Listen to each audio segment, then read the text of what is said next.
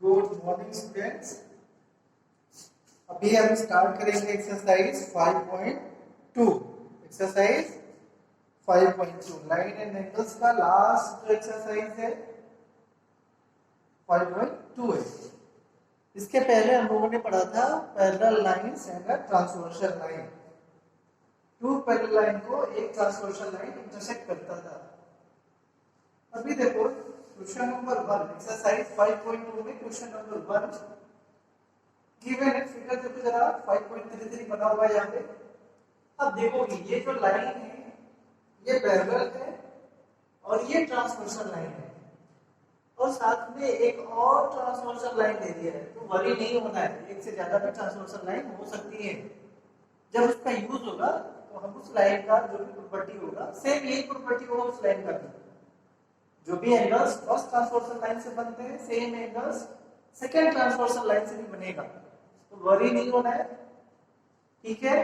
तो हम first line पे हमारे एंगल्स बने, फर्स्ट ट्रांसवर्सल पे हमारे जितने भी एंगल्स हैं फॉर्म में, इसके अकॉर्डिंग हम क्वेश्चन नंबर 1 को सॉल्व करेंगे। जरा देखें 1 इफ ए पैरेलल बी, अगर ये लाइन हमारा ए है और ये लाइन हमारा बी है, एक स्मॉल लेटर से भी इसको डिनोट कर सकते हैं। ये लाइन ए है, ये लाइन बी है और ये हमारा पैरेलल लाइन क्या है, मान लेते हैं कि सी है, ये इसको मान लिया बी है, ठीक है। तो ए और बी पैरेलल लाइन है, सी हमारा ट्रांसवर्सल है, ठीक है। क्लियर है, एंगल्स फॉर्म हो गया। पहला question first part a and a b, a parallel b, अगर ये और ये पैरेलल है तो आपको पता है अगर ये पैरेलल है और ये आपको देखना है ये लाइन इसको कट कर रही है तो ट्रांसवर्सल होगा। तो ये ट्रांसवर्सल है तो angle 1 is equal to angle 5। देखिए एंगल 1 क्या है, ये एंगल 1 और 5 कौन सा है, ये 1 और 5 क्या है, क्या है, कॉरस्पॉन्डिंग एंगल। इक्वल होगा ना, वेरी गुड, कॉरस्पॉन्डिंग एंगल, बस ये लिख दिया। Angle 1 is equal to angle 5, why? Because corresponding angles। कब, जब दो लाइन को, टू लाइंस को एक ट्रांसवर्सल लाइन इंटरसेक्ट करता है तब। आपको पहले ही दिया कि ये और ये पैरेलल है और आपको दिख रहा है ये वाली लाइन कट करती है दोनों को तो ट्रांसवर्सल हो जाएगा। तो ये 1 is equal to 5 by corresponding angles। Second part जब किसी का दिया हुआ है if angle 4 is equal to angle 6। अब देखिए एंगल 4 क्या है, ये एंगल 4 हमारा और एंगल 6 क्या है, ये वाला। ये किस टाइप का एंगल है बता सकते हैं क्या, ये और ये किस टाइप का एंगल है, अल्टरनेट इंटीरियर एंगल। क्या है, अल्टरनेट इंटीरियर एंगल है ना। ये इक्वल कब होता है, ये जो है एंगल 4 इक्वल टू एंगल 6, ये हमारा अल्टरनेट इंटीरियर एंगल है। और ये इक्वल कब होता है, when two lines are parallel and a transversal line intersect, तभी होता है ना।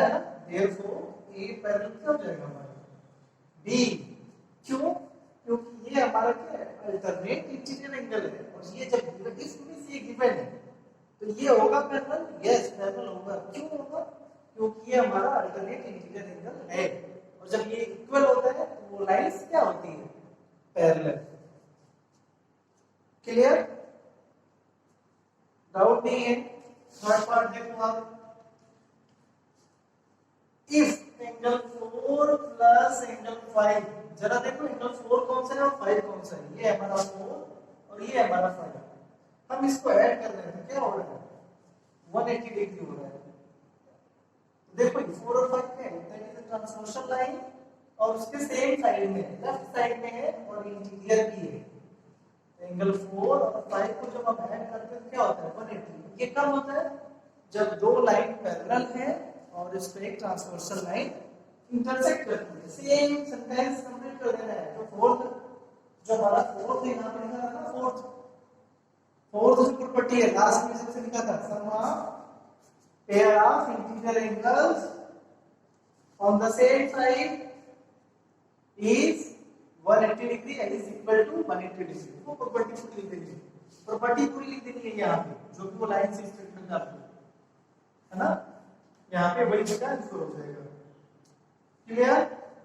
अभी देखो क्वेश्चन नंबर 2 हम नहीं करेंगे। क्वेश्चन नंबर 2 जस्ट प्रॉपर्टी आप देख सकते हैं, उसको फाइंड आउट करना है। क्वेश्चन नंबर 2 आपको करना है। क्वेश्चन नंबर 2 के बाद है क्वेश्चन नंबर 3। हम इसको थोड़ा सा इरेज करेंगे। क्वेश्चन नंबर 3 जरा देखो जल्दी से, मैं इरेज कर रहा था, बुक में देखो। आप देखोगे तो एक फिगर बना हुआ है। क्वेश्चन नंबर 3 के लिए क्या बना है? फिगर ड्रॉ है ऑलरेडी, तो बहुत इजी है। जब ड्रॉ है फिगर तो ज्यादा बड़ी नहीं होना है, आपको फिगर ड्रॉ करना है। क्वेश्चन नंबर 3 का जरा देखो फिगर, ये बना हुआ है आपका फिगर। ये कौन सी लाइन है? P, और ये कौन सी लाइन है आपकी? Q।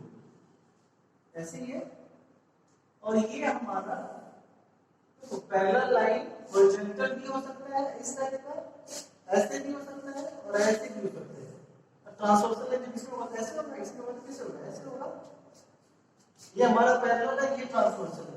जब पैरेलल लाइन इस टाइप की हॉरिजॉन्टल है, अगर वर्टिकली हमारा पैरेलल लाइन तो ये हमारा पैरेलल हो जाएगा। हॉरिजॉन्टल कौन सा होगा? ये वाला। सॉरी, ट्रांसवर्सल कौन सा होगा? ये वाला।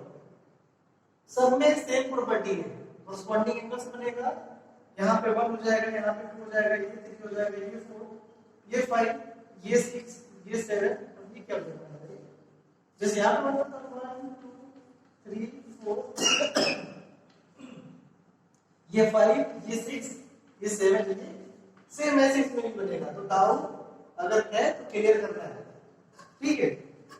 तो ये जो पैरेलल लाइन है ऐसे कर दिया है, ठीक है? तो क्लियर करना है, कंफ्यूजन नहीं करना है दिमाग में कोई भी। तो ये हो गया P और ये हो गया Q। अब क्या है? एक ट्रांसवर्सल लाइन है जिसको नाम नहीं दिया है, हम नाम दे देते हैं P Q। इसको हम कर देते हैं R कर देते हैं, इसको T कर देते हैं। T is a transversal line. अब देखो ये है हमारा 125। अगर आप इसको फिगर में देख रहे होंगे तो बहुत इजी है, क्लियर आपको समझ में आ रहा होगा। ये हमारा D, ये हमारा क्या है A, और ये है B, और ये है C। ABCD की वैल्यू निकालनी है। ABCD की क्या निकालनी है? वैल्यू निकालनी है। ABCDEF, इस जो भी लेटर है इसका हमें वैल्यू निकालना है। निकाले? अच्छा जरा देखो, अगर आपको समझ में नहीं आ रहा है इस टाइप का तो थोड़ा सा फिगर को रोटेट करते हैं। रोटेट नहीं, सब इसको ऐसे बना लेते हैं, थोड़ा सा हॉरिजॉन्टल, ताकि और आपको क्लियर हो जाएगा। ठीक है, ये हो गया P, ये हो गया हमारा Q, और ट्रांसवर्सल लाइन ऐसे हो जाएगा। ये हमारा हो गया ट्रांसवर्सल, ऐसे घुमा दिया हमने, इसको ऐसे घुमा दिया। क्लियर है? ये क्या हो जाएगा हमारा E, ये हो जाएगा 125, और ये कौन सा हो जाएगा हमारा A, ये हो जाएगा, सही है? ये हो जाएगा हमारा B, ये हो जाएगा हमारा C, और ये क्या हो जाएगा? इसी फिगर को हमने रोटेट कर दिया ताकि थोड़ा सा और क्लियर हो जाए। ठीक है? अब जरा बताओ D की वैल्यू क्या होगी? D का वैल्यू क्या बताएगा? D is equal to 1। जरा देखो D का वैल्यू क्या होगा? 125 and D both are what? Corresponding angle। क्या लिखोगे यहाँ पे? Corresponding angle होगा क्या? बोलो, कोई डाउट है? ये एंगल और ये एंगल क्या होता है? इक्वल होता है। क्यों? क्योंकि corresponding है। corresponding क्या होता है? Two parallel line intersect by a transversal line। Clear? Very good. अगर ये D है तो D की वैल्यू क्या होगी? D की वैल्यू 125, तो D क्या हो जाएगा?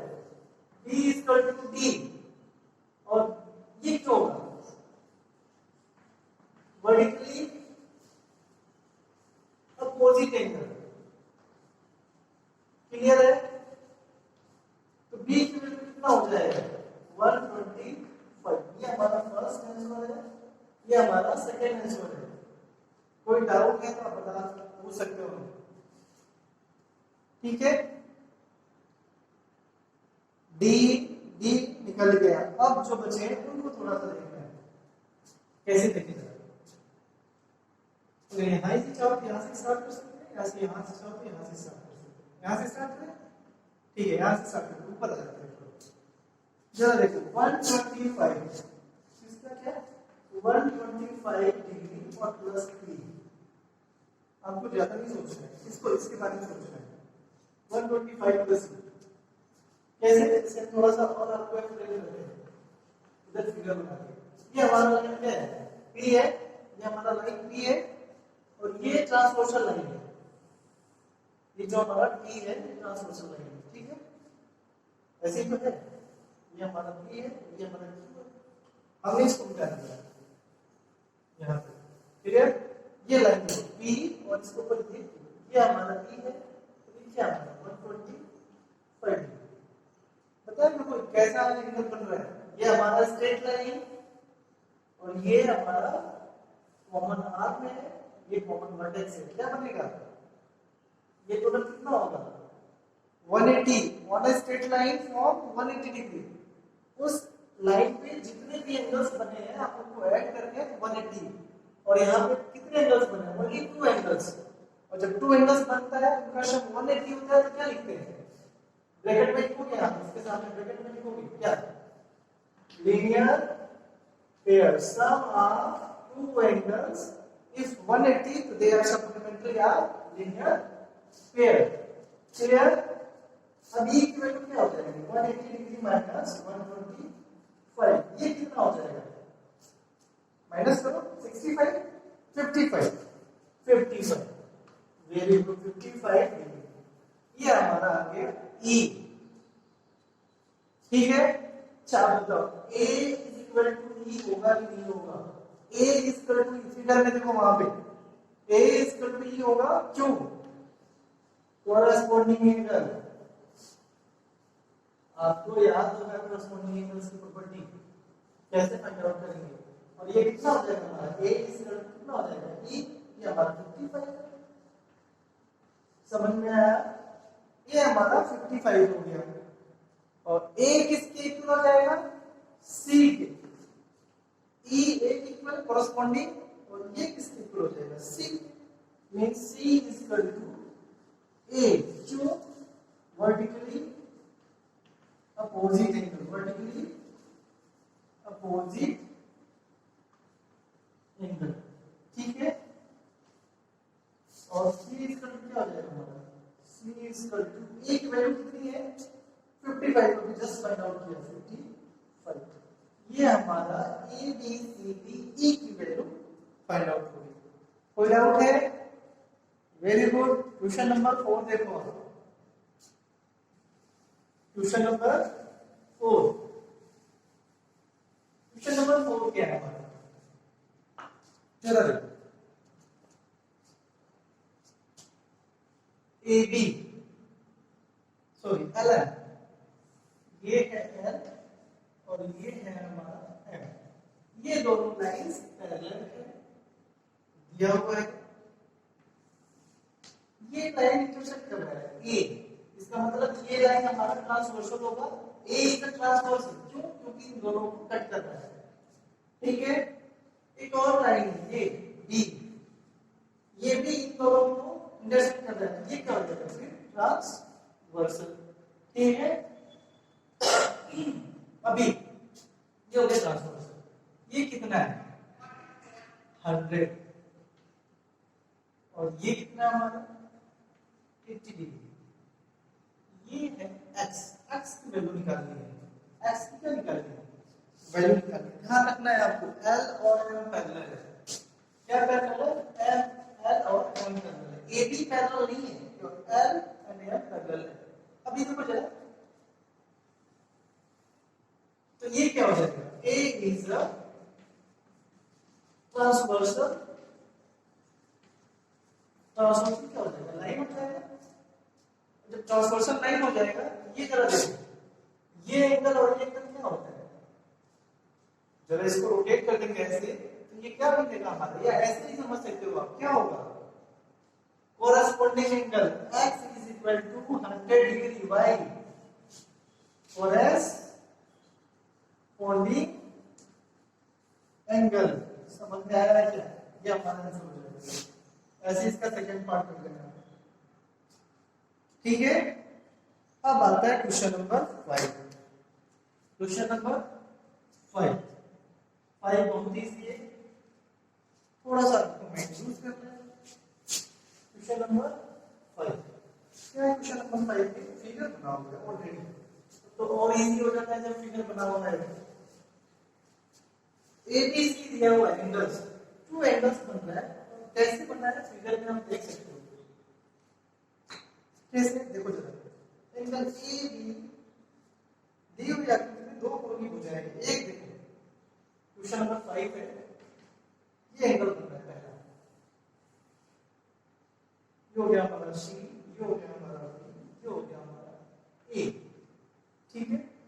ये एंगल बन रहा है पहला angle A B c, first angle कितना हमारा 70, और कैसे दूसरा एंगल भी बन रहा है, तो जो ये जो साइड है, ये आर्क एंगल का जो दूसरा एंगल बनेगा ये भी पैरेलल होगा, ये इसके पैरेलल है, ठीक है। ये मान लिया हमारा एफ, और ये क्या हमारा ई, और ये जो होगा इसके पैरेलल है, ये जो हमारा है इसके पैरेलल है, इसके पैरेलल, ये क्या हमारा डी। क्लियर हुआ आपको?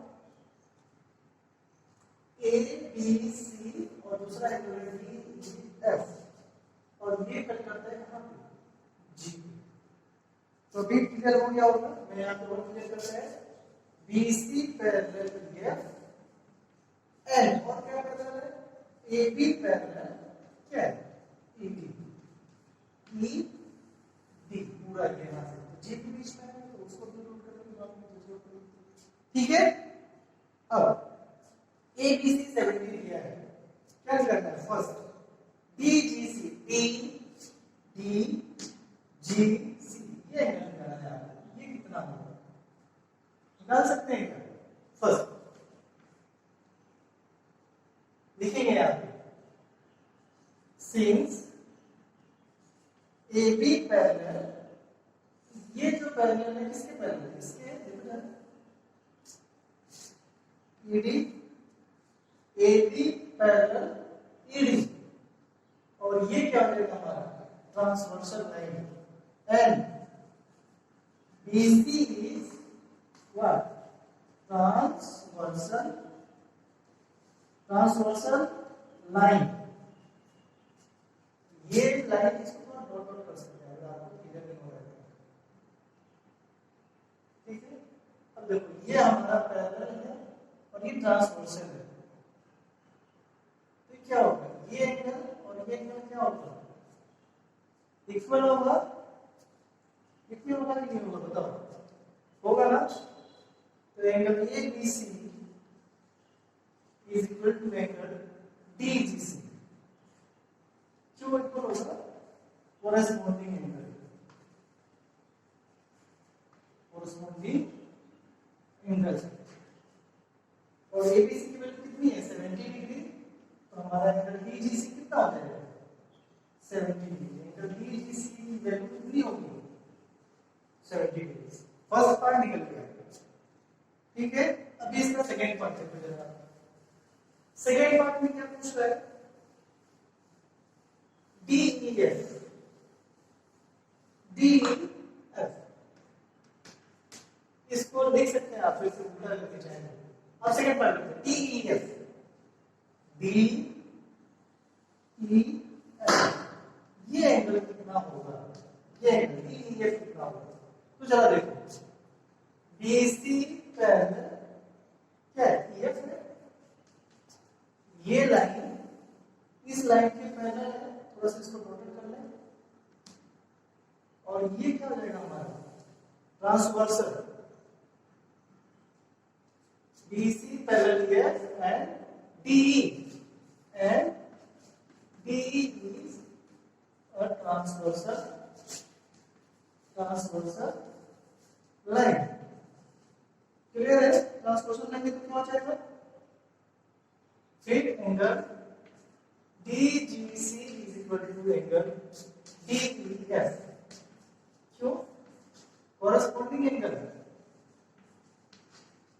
कोरेस्पोंडिंग, अभी जो कोरेस्पोंडिंग की मतलब दो लीजिए, कोरेस्पोंडिंग एंगल, और डीजीसी की वैल्यू जस्ट निकाल निकाला है, EGC कितना निकाला है, EGC इक्वल टू 70 डिग्री, ये भी 70 है, ये भी कितना हो जाएगा 70 डिग्री।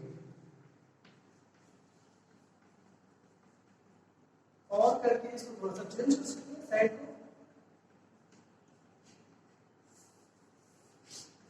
ये हमारा आंसर हो जाएगा क्वेश्चन नंबर 5। ठीक है, अभी लास्ट क्वेश्चन है एक्सरसाइज का, लास्ट क्वेश्चन जो चेक करना है आपको कि लाइन आर पैरेलल और नॉट। अगर देखो लाइंस पैरेलल होगा जो हमारी चार प्रॉपर्टी है ना, corresponding angles, alternate interior, alternate exterior और pair of one side of the interior angles, sum of the pair of interior angles 180 degree है वो, तो सेम वैसे ही इसको सॉरी सेम अगर ये प्रॉपर्टी फॉलो करती है तो लाइंस क्या हो जाएगा हमारा पैरेलल हो जाएगा। अगर प्रॉपर्टी नहीं फॉलो करते हैं तो लाइंस पैरेलल हो जाएगा। जैसे पहला क्वेश्चन 6 का फर्स्ट देखो, ये लाइन L है और ये लाइन क्या है M है और ये ट्रांसवर्सल लाइन N है। ठीक है, ये कितना है 126 और ये कितना है 44। ये पूछ रहा है कि दिए गए लाइंस में L और M पैरेलल है नहीं है। ये जो लाइन है L और ये लाइन है, ये दोनों पैरेलल है कि नहीं है। तो कैसे चेक करेंगे? अगर पैरेलल होगा तो गिवन थिंग्स क्या है, ये जरा देखो, ये गिवन है और ये गिवन, ये क्या हमारा ट्रांसवर्सल लाइन के, that is a transversal line, same side और इंटीरियर एंगल, इन दोनों का सम कितना है 126 प्लस 44 कितना होगा 44 10 6 2 7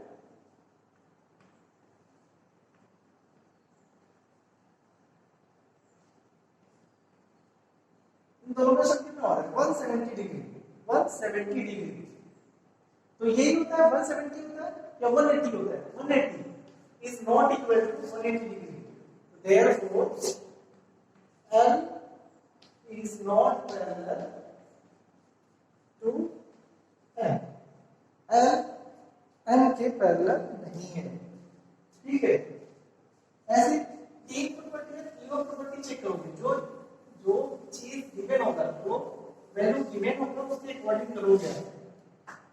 सेकेंड पार्ट देखो इसका, ये लाइन देखने से नहीं लग रहा है कि ये पैरेलल है, बट हमें चेक करना है। ये है क्या N, ये है 75 डिग्री और ये 75 डिग्री, ये 75 तो ये कितना होगा 75 होगा, वर्टिकली अपोजिट एंगल देखो जरा अच्छे से, ये L है ये M है, ये 75 है, तो ये कितना होगा 75 क्यों वर्टिकली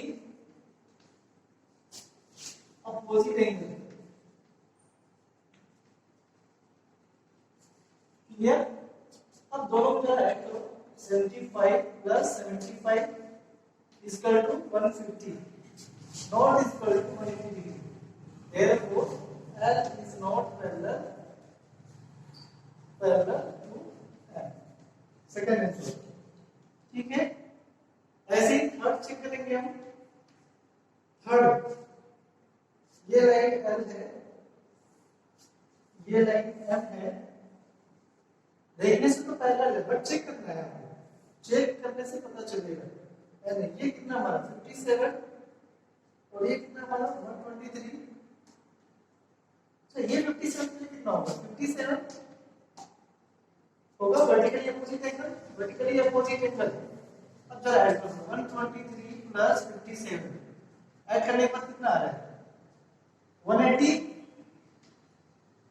ये सब of pair of interior angle on the same side is 180, therefore L is an parallel 180, it is correct. तो क्या हो जाएगा इसके बाद just therefore L is parallel to M। समझ में आया क्या कैसे लिखना है? अगर 180 हो गया तो क्या है L और M पैरेलल है। तो ऐसे ही आप लास्ट जो फोर्थ पार्ट है, फोर्थ पार्ट ये आपका होमवर्क है और क्वेश्चन नंबर 2 होमवर्क है। ठीक है, इसके बाद आपका ये चैप्टर फिनिश हो गया है।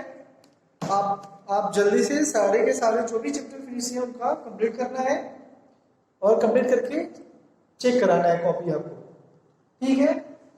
और साथ में प्रिपरेशन भी करते रहना है।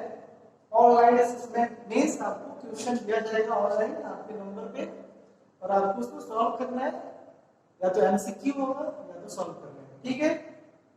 Okay, thank you.